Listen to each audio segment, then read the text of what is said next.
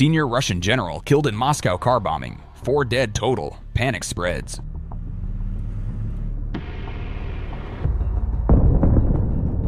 A quiet city can become dangerous long before the first blast is heard. Fear does not always announce itself with sirens or headlines. Sometimes it spreads silently, reshaping habits, eroding confidence, and altering the balance of power before anyone fully understands what is happening. In Moscow, a city built on control and predictability, the recent wave of explosions did not begin with a declaration.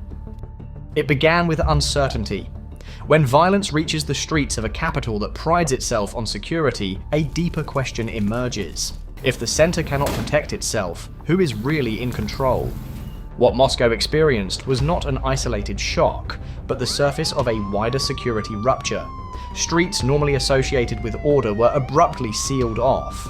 Checkpoints appeared without warning. Parked vehicles became objects of suspicion. Police units and federal investigators moved into reactive mode, reviewing footage, closing neighborhoods, and trying to reconstruct how explosive devices had reached their targets. In this environment, suspicion spreads quickly. Everyday routines begin to feel unsafe, and the sense of authority that defines a capital city starts to weaken. The sequence began in southern Moscow. On December 22, 2025, a car bomb killed Lieutenant General Fanil Sarvarov, a senior officer responsible for operational training within the Russian General Staff. According to Russia's investigative committee, an explosive device detonated beneath his vehicle during the morning hours. The Kremlin confirmed that President Vladimir Putin was informed immediately. Russian officials publicly suggested that Ukrainian intelligence could be involved, though no conclusive evidence was released, and Ukraine did not issue an official claim of responsibility.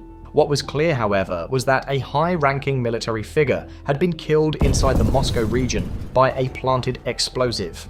Just 48 hours later, on December 24th, another deadly explosion occurred in the same general area of southern Moscow.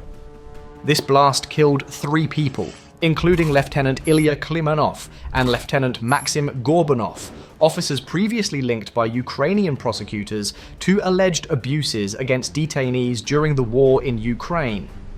Russian investigators stated that the explosion occurred as the officers approached a suspicious individual near their patrol vehicle. The third fatality was identified as the likely attacker. While the incident took place close to the site of Sarvarov's killing, authorities did not publicly establish a confirmed operational link between the two events.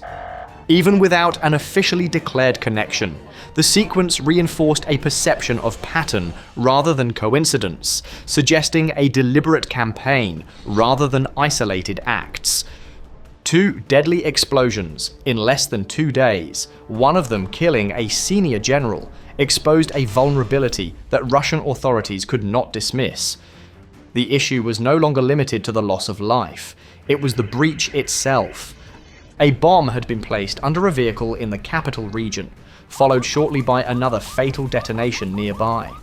That alone was enough to force heightened security measures, expanded inspections, and a climate of anxiety, even before the full details were known. The method of attack reinforced that unease. Public reporting confirmed that explosive devices were placed beneath vehicles, a method consistent with magnetically attached charges, designed to concentrate force inward rather than outward. While investigators did not publicly release detailed technical specifications, the nature of the placement pointed to planning, access, and patience. These were not spontaneous acts. They were operations that required time, surveillance, and opportunity, all within one of the most heavily policed regions in Russia. Behind these events lies a broader reality of modern conflict. The battlefield no longer exists only at the front line. In the 21st century, personal routines and digital behavior can create vulnerabilities that did not exist before. Intelligence services worldwide study metadata, daily habits, and movement patterns, not as isolated data points, but as behavioral maps. Location services, transaction histories, and routine digital activity, from payment apps to fitness tracking, can over time expose movement patterns with operational value, especially when combined with human observation. This does not mean that everyday technology automatically enables targeted attacks. It does mean that careless digital behavior can contribute to exposure. Patterns accumulate over time. Repetition creates predictability. In contested environments, predictability can become risk. Moscow's recent incidents highlighted how even the most secure cities are not immune to this shift. Russia also faces pressure from within its own borders. Partisan and sabotage networks have publicly claimed responsibility for operations in Russian territory over the past 2 years. One such group, Atesh, has acknowledged acts of sabotage and resistance, including activity inside Russia. While there is no confirmed public evidence linking these groups directly to the Moscow explosions, their existence underscores a growing internal security challenge. The threat is no longer exclusively external. It can emerge from within, quietly and unexpectedly. The sense that distance no longer guarantees safety has been reinforced by other incidents far from Moscow. On October 25, 2025, Ukraine's defense intelligence stated that Lieutenant Colonel Veniamin Mazerin was killed in a car bomb explosion in the Kemerovo region of Siberia. More than 3,000 kilometers from Ukraine's border, Mazerin was reportedly associated with Russia's National Guard Special Unit Oberegi. Russian authorities did not publicly confirm Ukraine's claim, but the report itself gained wide international attention. The message was clear. Geography alone does not provide protection. Earlier that year, on July 2nd, 2025, Major General Mikhail Gudkov was killed during a Ukrainian strike in Russia's Kursk region. Gudkov, linked to the 155th Naval Infantry Brigade, died along with several staff officers when a forward command post near Koronevo was hit. Russian sources acknowledged his death. That incident reinforced a growing realization within Russian command circles. Rear areas were no longer automatically safe. By the time explosions reached Moscow, morale within the security apparatus was already under strain. The capital had long been viewed as the final sanctuary, distant from frontline danger. That assumption no longer holds. Checkpoints multiplied. Courier vehicles were scrutinized. Resources that would normally support operations elsewhere were redirected inward. Logistics slowed. Command responsiveness stalled. Authority fractured under fear. This produced a dangerous paradox. Forces trained to impose control began operating in an atmosphere of fear. Routine security checks became moments of personal anxiety. When confidence erodes at this level, discipline weakens, and institutional cohesion begins to suffer. Inside the Kremlin, the response followed a familiar pattern. High-profile attacks typically trigger tighter internal security measures and revised protocols. Leadership has strong incentives to harden protection around key figures and strategic locations.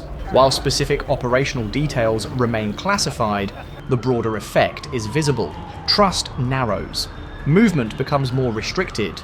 The psychological cost of constant vigilance grows heavier. At this point, the situation appeared bleak. The pressure felt relentless. No single countermeasure seemed capable of restoring the sense of control that once defined Moscow. For observers, it looked as if the balance had shifted permanently. Then came a development that reframed the crisis. On December 29, 2025, President Vladimir Putin signed legal amendments allowing Russia to disregard criminal judgments issued by foreign and international courts in cases where Russia does not recognize their authority through relevant agreements. The move was widely interpreted as an effort to shield Russian officials from international legal exposure related to the war in Ukraine. On paper, the law projected defiance. It signaled that international courts would not have jurisdiction over Russian decision-makers. But the timing carried a different implication. The legislation came just days after a senior general was killed by a car bomb in Moscow, and another fatal explosion struck nearby. The contrast was stark. Legal protection offers reassurance on paper. It does not stop physical threats. That disconnect became the defining moment. The state responded to physical vulnerability with legal insulation. The message, intended or not, was revealing. Paper shields cannot prevent explosions. Laws cannot intercept planted devices. For those inside the system, this reality carried weight. The effect on morale was subtle but profound. Individuals facing international scrutiny and domestic insecurity began to experience a narrowing sense of options. Not a literal choice between courts and death, but a growing awareness that neither legal declarations nor proximity to power guaranteed safety. This psychological pressure influences behavior. It encourages caution, avoidance, and withdrawal. Over time, it reshapes institutions from within. The international implications are more indirect, but no less significant. Persistent security failures in a capital city damage perceptions of reliability. Strategic partners do not need to issue public statements to take notice. Risk assessments shift quietly. Confidence erodes gradually. A state perceived as struggling to secure its own center appears less predictable, and unpredictability carries diplomatic costs. What emerged from Moscow's streets was not just the destruction of vehicles or the loss of lives. It was a visible strain on state authority. Rank, proximity, and legal assurances no longer appeared absolute. The belief that the capital was untouchable began to dissolve. Statements that accountability would arrive sooner or later began to resemble an operational doctrine rather than distant rhetoric. They were no longer abstract. They aligned with a pattern of pressure that crossed borders and ignored distance. The war, once framed by front lines and territories, had shifted inward. It entered routines, habits, and private spaces. Moscow remained lit at night, but beneath that light, certainty faded. Those who believed distance ensured safety learned otherwise. The conflict was no longer confined to maps or battlefields.